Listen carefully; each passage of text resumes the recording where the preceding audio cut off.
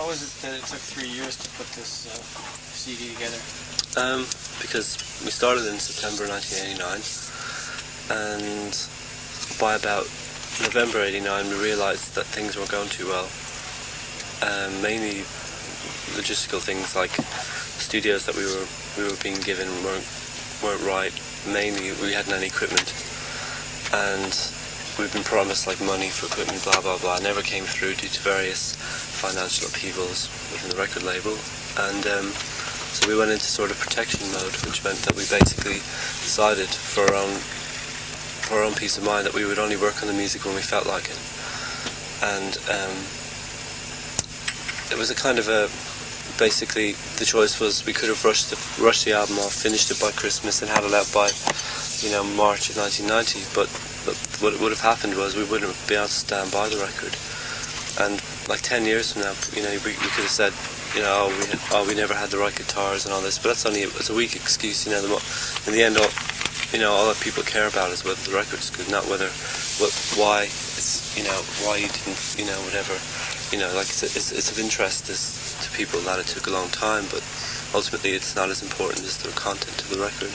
So we just took our time, and we only worked when we felt like it. Mm-hmm. And during the period, during 1990, we didn't do an awful lot of work on the actual album as a whole, mainly because we were working on the Glider EP and the Tremolo EP. That's what we mostly worked on there. The Glider and what? The Glider EP mm-hmm. and the Tremolo EP. Mm-hmm. That's what we mostly did then. Okay. You said when you go into a protection mode, you wanted to just make the music you guys could be proud of. Yeah, yeah, but what I mean by that is like sometimes when things are going badly, you find that you're not really thinking straight. So you just think, well, I could just do this and not feel like I've got my whole judgment, or you can just say I won't do it today and I'll do nothing. Mm-hmm. Things are going really badly. The studio's terrible. The people in the studio are terrible. I won't do anything. Mm-hmm. And so that's why. We also happened to coincide making our album with a studio crisis in Britain. It's been a real crisis, especially amongst the mid-range studios, which is the studios we used. And so all in all, it was like quite a lot of bad atmosphere and things around the beginning of making the album. So we just decided we'll make it in our own good time, and we'll stand by it that way. Mm-hmm. And we'll only record when things are going well. Mm-hmm. And because of that, there was huge gaps. I see. Overall, you guys don't have you're not very prolific. You sort of take your time and make what you want to make. And maybe that's what holds you back, I guess, schedule-wise. Yeah, that's always been the case, right? Well, sort of, yeah. I mean, we could easily appear prolific if we wanted to, but just by not putting a lot of work into EPs, we could have had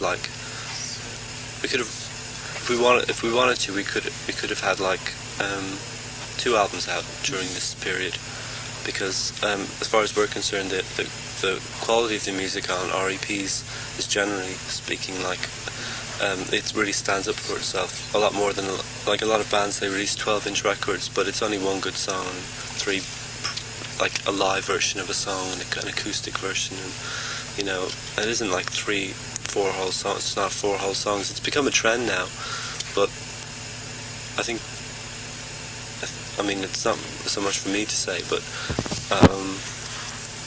I think that with our EPs, most people who like the band generally find that they find the quality of the EP is whole. It's not an inferior product. It's the 2 the Tremolo EP and the Glider EP all that material together, bar the 2 songs that are on the album, are just as strong as anything on the album. It's not an inferior medium. I see, yeah. And so in a way, for us, as far as we're concerned, we've put out lots of music, yeah. Whether it be in the kind of tradition, or the way it's generally perceived, albums is the release and everything else is a side issue. For us, an EP is an important release. I see. So as far as we're concerned, we've released 3 records in the past. Mm-hmm. So a lot of other pop acts will put out a new record a year. It seems to be kind of almost the norm. Does your lack of output in that respect hold you back, like financially? Does it Yeah. place a burden on you? Extremely. Because we're like, I mean, if we would just thought about it from the money point of view, it's quite suicidal the way we work, because the large recording budgets and the huge gaps between releases mean that basically there's no income coming into the band. And ideally we would like to be able to put records out more frequently, and the only way we can possibly do that is to basically control our situation in the sense that we're not ever put in a situation again where we feel like we're trying to make a record under terrible circumstances.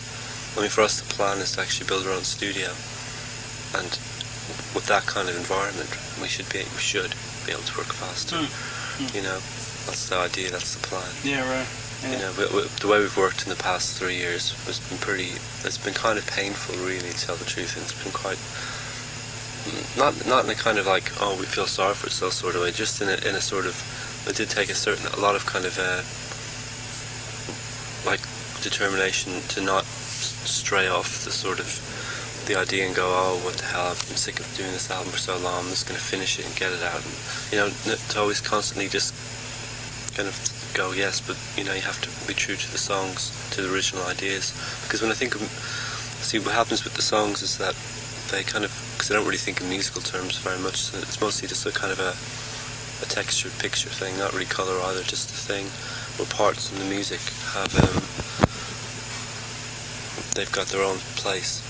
And like when a song, the bare bones of a song is there, I've all got a mental picture of other parts, and if I'm recording and I feel like I'm tired, but if I still have the other parts not filled in or haven't tried to attempt to fill them in, I can't let that down. I can't kind of let the song down by doing that, and that can be a bit difficult sometimes, and that's why sometimes I wouldn't do anything for 3 to 4 days on end, go into the studio each day and my brain wouldn't work. So I refuse to just put down any old rubbish instead. I mean, it's totally unbusinesslike, unfortunately, you know, for us and creation. But the end result is that at least we can stick by what we've done. That's the important thing. So I guess you would think of yourself more as a creator of art as opposed to like a pop musician then? Well, kind of, not really, because it's more of a kind of, maybe it's an obsessive sort of determination thing. Like I do feel more like we're creating pop music as opposed to art, really. But it's expressive. I feel it is pop music, personally, for me. If it was just art and it was purely just for expression, it would be probably different, you know. But it's blurred. It's completely blurred. I'm thinking in terms of pop, but it's free. We've got the complete freedom to do anything within that area. And some people, but to think of it just as art would be wrong, because we're kind of,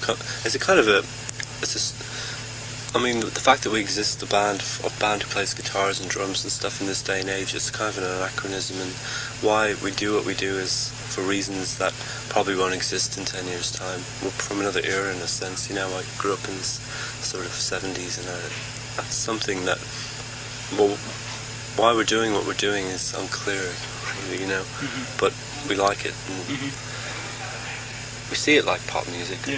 But we can't. I can think of things, you know. I can think of ideas to do, and it seems a shame just to waste potential to sort of think, you know, if you think of an idea, to just like, oh well, you shouldn't do it because it's not pop, or it's not commercial, or it'll confuse people. Right. He saw your show the other night at the club Cheetah in Kawasaki, and whereas your stuff on vinyl was a lot more melodious, you felt that the presentation live was a bit more on the noisy side, almost shockingly so. 質問の後半はなんだっけ？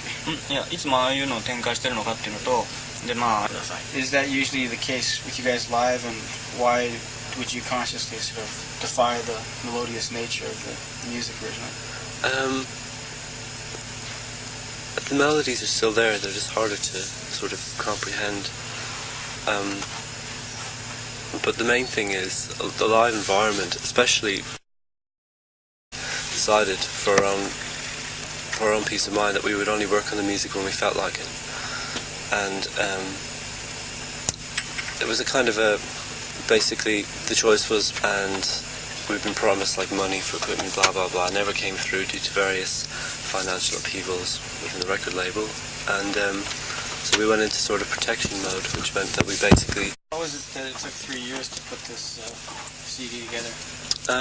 Because we started in September 1989, and by about November 89 we realised we could have rushed the album off, finished it by Christmas and had it out by, March of 1990, but what would have happened was we wouldn't have been able to stand by the record. And like 10 years from now, you realised that things weren't going too well. Mainly logistical things, like studios that we were being given weren't right. Mainly we hadn't any equipment.